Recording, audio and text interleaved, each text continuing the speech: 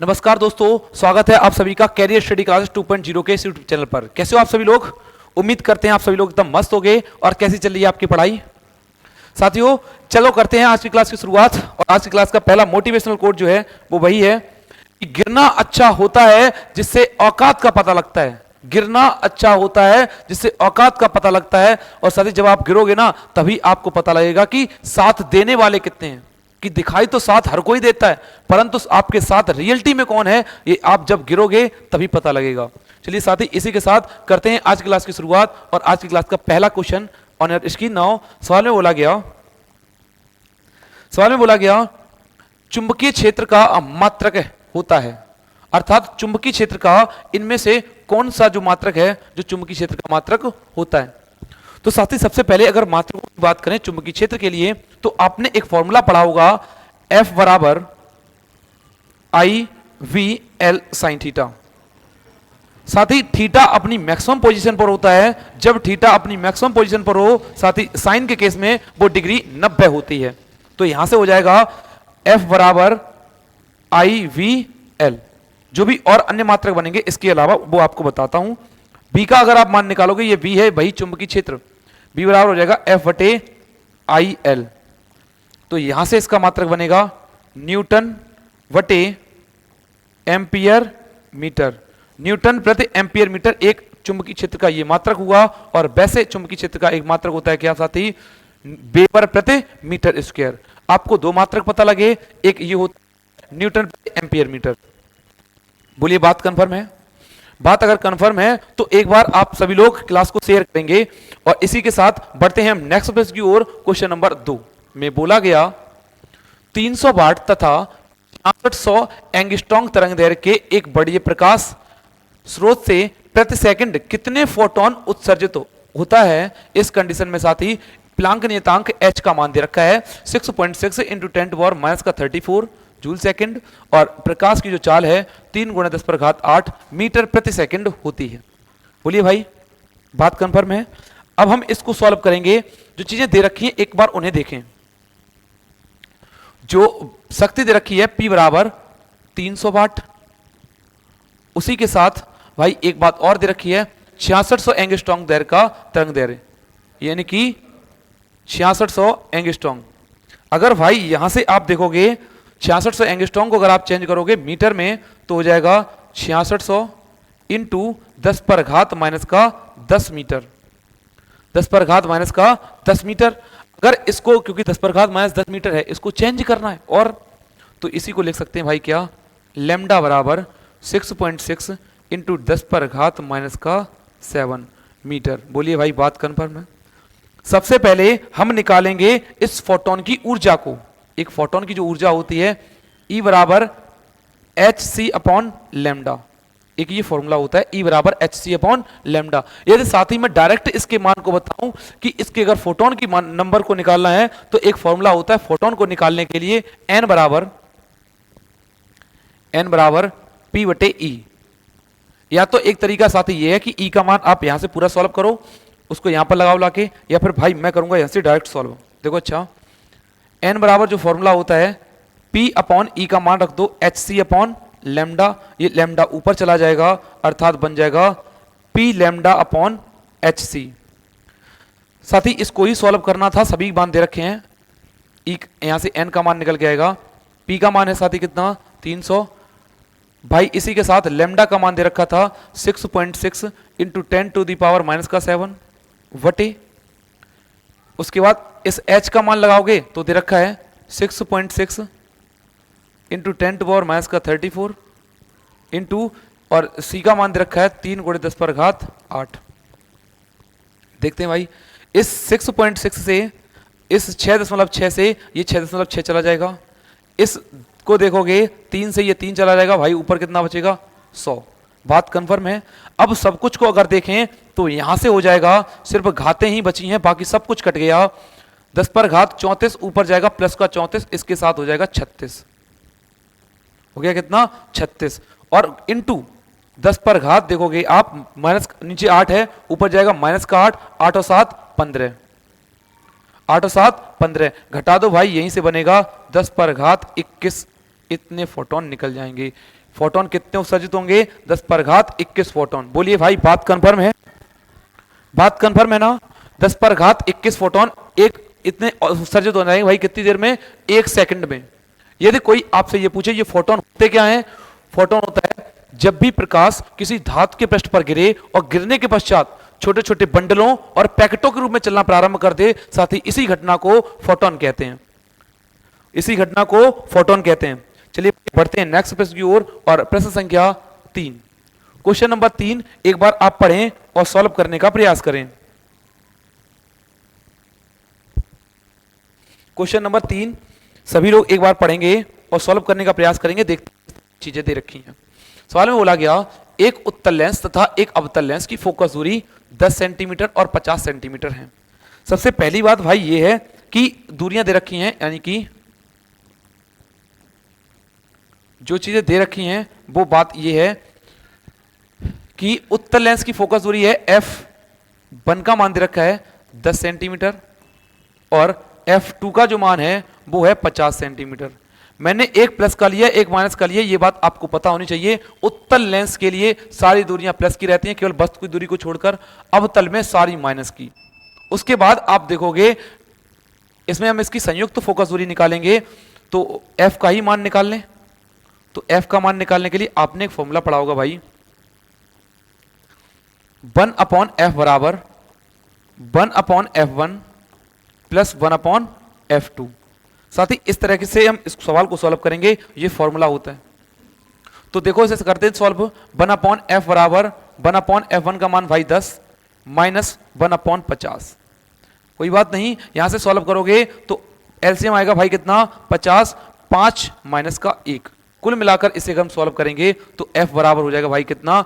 25 बटे नो यदि घटाओगे तो आएगा, यहां से घटाओगे 4/50, 4/50, इसी को लिखेंगे क्या? 25/2। फोकस दूरी कितनी निकल के आई साथी? 25/2 सेंटीमीटर। बोलिए यहां तक की चीजें आपको समझ में आई? यहां तक की चीजें समझ में आई? उसके बाद ये फोकस निकल आया। हमें निकालना है संपर्क में रखे दो लेंसों को इस युग्म से 25 सेंटीमीटर की दूरी पर रख दें। u बराबर की जब दूरी हो जाए माइनस का 25 सेंटीमीटर तो हमें इसके प्रतिबिंब की स्थिति ज्ञात करनी है। और भाई फॉर्मूला होता है 1/f बराबर 1/v माइनस का 1/u। लेंस के केस में हमें यदि v का मान निकालना है तो हो जाएगा 1/f का मान 25/2। ये इधर माइनस का उस तरफ जाएगा प्लस का हो जाएगा। एक बार लिख लेते हैं, उसके बाद लिखेंगे तो यहां से हो जाएगा माइनस का 25। ये माइनस और माइनस प्लस हो जाएगा, लेकिन ये पुनः उस तरफ जब पहुंचेगा तो फिर से ये माइनस का ही हो जाएगा। तो हो जाएगा 2/25 माइनस 1/25 बराबर 1/v। अगर उसको देखोगे तो यहां से हो जाएगा v बराबर 2 माइनस 1/25, साथ ही ये 1/v लिखा जाएगा। तो v का मान अगर आप निकालेंगे भाई आ जाएगा कितना? 25 सेंटीमीटर। कितना आएगा? 25 सेंटीमीटर। प्रतिबिंब की जो स्थिति होगी वो होगी 25 सेंटीमीटर। बोलिए भाई बात कंफर्म है? यदि चीजें समझ में आ रही हैं तो एक बार आप सभी लोग लाइक करें क्लास को, और जिन लोगों ने शेयर नहीं किया है एक बार क्लास को शेयर करेंगे। चलिए भाई समझ में आ रहा है तो नेक्स्ट प्रश्न की ओर बढ़ते हैं, और आज की क्लास का क्वेश्चन नंबर 4। क्वेश्चन नंबर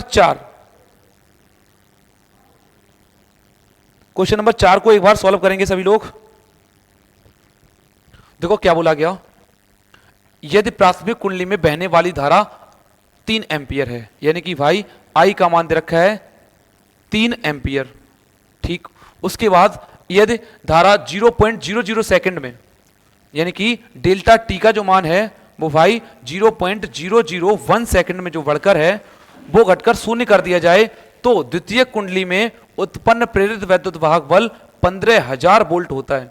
यानी कि भाई E बराबर हो गया 15,000 वोल्ट। ठीक है, हमसे बोला गया इन कुंडलियों में अन्योन्य प्रेरण गुणांक का मान ज्ञात कीजिए।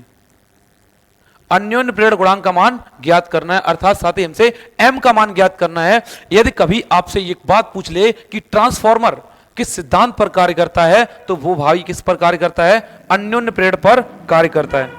यानी कि अन्योन्य प्रेरण पर ये हमारा ट्रांसफार्मर कार्य करता है। सबसे पहली बात तो ये है कि हमें इसमें फॉर्मूला ढूंढना है कि ये फॉर्मूला लगेगा कौन सा। तो E बराबर भाई एक फॉर्मूला होता है M delta I upon delta T.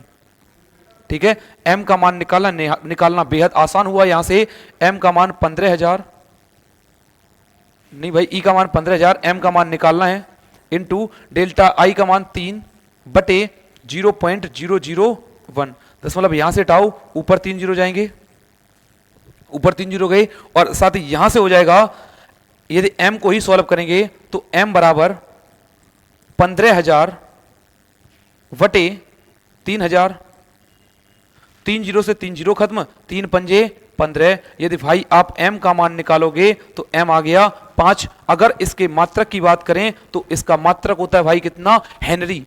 अर्थात अन्योन्य प्रेरण और स्वप्रेरण दोनों का ही मात्रक भाई क्या होता है, हेनरी। बोलिए भाई बात कंफर्म है। चलिए भाई बढ़ते हैं नेक्स्ट प्रश्न की ओर, क्वेश्चन नंबर 5। क्वेश्चन नंबर 5 करो भाई सॉल्व क्वेश्चन नंबर 5 को। क्वेश्चन नंबर 5 को एक बार सॉल्व करेंगे कि किस तरह से इसमें चीजें दे रखी हैं। क्वेश्चन नंबर 5 में बोला गया, दिखाए गए प्रत्यावर्ती धारा परिपथ में गणना कीजिए प्रेरकत्व L का प्रतिघात। सबसे पहले प्रेरकत्व L की प्रतिघात को निकाल दें भाई। तो अगर इस प्रतिघात को निकालेंगे तो प्रतिघात होता है भाई XL, और XL बराबर फॉर्मूला होता है भाई ओमेगा L। XL बराबर ओमेगा L। यदि मैं इसकी कंपेयर करूं यहां पर लिखे हुए समीकरण की, I बराबर I not sine omega T से, तो ओमेगा की जगह पे लिखा है साथ ही कितना, 1000। तो यहां से हो जाएगा भाई कितना, ध्यान से देखेंगे, XL बराबर 1000 इंटू L का मान दे रखा है 0.1, दशमलव हटाएंगे 1 जीरो खत्म, XL का मान आ गया कितना भाई, 100। अगर आपसे पूछा जाए ये प्रेरण प्रतिघात है क्या, भाई ये भी एक तरह का प्रतिरोध ही होता है। बोलिए बात कंफर्म है। उसके बाद बोला गया संपूर्ण परिपथ की प्रतिबाधा। प्रतिबाधा जो है, पहला पॉइंट बेटा आपका यहां पर सॉल्व हो गया। दूसरे पॉइंट में बोला गया प्रतिबाधा। प्रतिबाधा अगर निकालनी है तो Z बराबर फॉर्मूला होता है अंडर रूट के अंदर R स्क्वायर प्लस XL का square, R square plus XL square. तो इसका अगर मान निकालेंगे तो हो जाएगा Z बराबर, R का मान दे रखा है भाई कितना, 100 ओम, 100 स्क्वायर प्लस XL का मान भी कितना आया, 100 स्क्वायर। कहने का अर्थ साथ ही ये बनेगा, अगर हम चाहें तो 100 तो कॉमन भी आ जाएगा, 100 कॉमन आ गया, अंदर बचेगा 1 + 1 अंडर रूट के अंदर, अर्थात प्रतिघात इसकी जो प्रतिबाधा आएगी वो आएगी 100 अंडर रूट 2 ओम। अर्थात यदि आपसे प्रतिबाधा बोले भाई, प्रतिबाधा भी एक तरह का प्रतिरोध ही होता है। इसके नेक्स्ट पॉइंट पर हमसे लोगों से बोला गया क्या, परिपथ में धारा का शिखर मान क्या होगा। यदि परिपथ में धारा का शिखर मान, यदि ये वोल्टेज, क्योंकि यहां पर ये वोल्टेज समीकरण होगा B बराबर V0 साइन ओमेगा टी से, यदि हमें धारा का शिखर मान निकालना है तो हो जाएगा भाई फॉर्मूला तो यही लगेगा, B बराबर IR, V बराबर IR, लेकिन इस R को बना देंगे क्या, Z। तो यहां से हो जाएगा I नॉट बराबर V0 upon Z, V0 upon Z। भाई यहां से बनेगा I नॉट का मान, V0 का मान कितना है भाई 10, क्योंकि ये दे रखा है 10, बटे Z का मान आया कितना भाई 100 रूट 2। यहां से अगर काटेंगे तो कुल मिलाकर बनेगा I नॉट का मान 1 upon 10 under root 2 ampere, 10 under root 2 ampere. बोलिए भाई बात कंफर्म है, बात कंफर्म है ना। और लास्ट में पूछा गया, एक पॉइंट और बचा हुआ है, उसको भाई यहीं पे सॉल्व कर देता हूं, या फिर इसमें और पूछा गया परिपथ में धारा के बीच कलांतर निकालना है। क्या निकालना है, कलांतर को निकालना है। और कलांतर के लिए आगे भाई हम नेक्स्ट पेज पर, यानी कि tan phi का मान निकालना है। tan phi बराबर यहां पर हो जाएगा XL, या फिर अगर लिखेंगे XL अपॉन R। ठीक है भाई, तो साथ ही XL का मान सॉल्व किया था, निकल गया था 100, R का मान भी कितना था 100, इधर था भाई कितना tan phi। अर्थात साथी कहने का अर्थ ये 100 से 100 खत्म हो जाएगा, इधर हो जाएगा tan phi बराबर कितना 1, और वो tan में 45 का मान होता है। tan 45 अर्थात tan 45 का मान कितना होता है भाई? 1। तो यहां से निकल के आएगा उसका कलांतर 45 डिग्री। धारा और वोल्टेज के बीच कलांतर कितना है? 45 डिग्री। बोलिए भाई, बात कंफर्म हुई? क्वेश्चन जो था उसका पहला पॉइंट ये रहा, दूसरा पॉइंट ये है, और साथ ही तीसरा पॉइंट इसका ये रहा, और चौथा पॉइंट नेक्स्ट पेज पर था जो कि ये है। बोलिए भाई, बात कंफर्म है?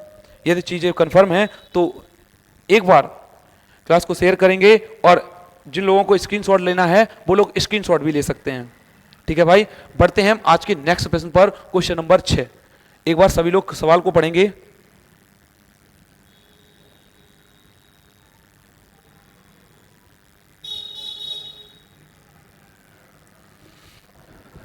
सवाल को देखेंगे सभी लोग। सवाल में बोला गया 10 सेंटीमीटर त्रिज्या के वृत्ताकार लूप में 5 एम्पीयर की धारा बह रही है। लूप के केंद्र पर चुंबकीय क्षेत्र का मान ज्ञात कीजिए। साथ ही आपको एक बात बता दें कि जब भी लूप के केंद्र की बात आए, कि यानी कि जो वृत्ताकार लूप है उसके केंद्र की बात करें, तो V C से लिख दिया तो फॉर्मूला होता है μ0I/2R। बस बहुत सिंपल सा सवाल था ये। साथ ही इस μ0 का मान होता है 4 पाई इंटू 10 पर घात -7। I का मान साथ ही दे रखा है पहले से ही 5 एम्पियर बटे 2R का मान है कितना? 10 इंटू 10 पर घात -2। इस वजह से क्योंकि डाटा जो था वो मीटर में सेंटीमीटर में था, हमें कन्वर्ट करना था मीटर में। काट दो भाई। 5 दूनी 10, 2 दूनी 4। बोलिए बात कंफर्म है? तो यहीं से अगर लिखोगे भाई, अगर अब लगाएंगे पाई का मान, तो पाई का मान आएगा 3.14 इंटू 10 पर घात देखोगे तो भाई 10 पर घात आ जाएगी -5। भाई यही होगा आपके सवाल का फाइनल आंसर टेस्ला के रूप में। क्योंकि भाई चुंबकीय क्षेत्र, क्योंकि सबसे पहला सवाल ही यही था, सबसे पहला सवाल ही यही था कि चुंबकीय क्षेत्र का मात्रक क्या है, चुंबकीय क्षेत्र का मात्रक क्या है। तो भाई एक मात्रक और लिख देंगे, क्या? टेस्ला।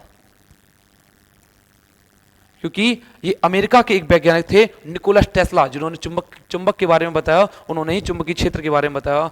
ठीक है भाई, कैसी लगी आपको क्लास? एक बार सभी लोग क्लास को शेयर करके आएंगे, और अगर ये सेशन हमारा पसंद आ रहा है तो क्लास के खत्म होते ही आप एक बार कमेंट जरूर किया करें, ताकि हमारा मोटिवेशन भी बना रहे। ठीक है भाई, और क्लास जो है वो लगातार चलती रहेगी शाम को 7 बजे। क्लास 12th के लिए मोस्ट इंपोर्टेंट क्वेश्चन जो मैं न्यूमेरिकल लगवा रहा हूं वो डेली आते हैं शाम को 7 बजे। तो सभी लोग क्लास को शेयर करेंगे, और इसी के साथ चलते हैं भाई, और मिलेंगे नेक्स्ट सेशन में। तब तक के लिए जय हिंद प्यारे साथियों, बाय।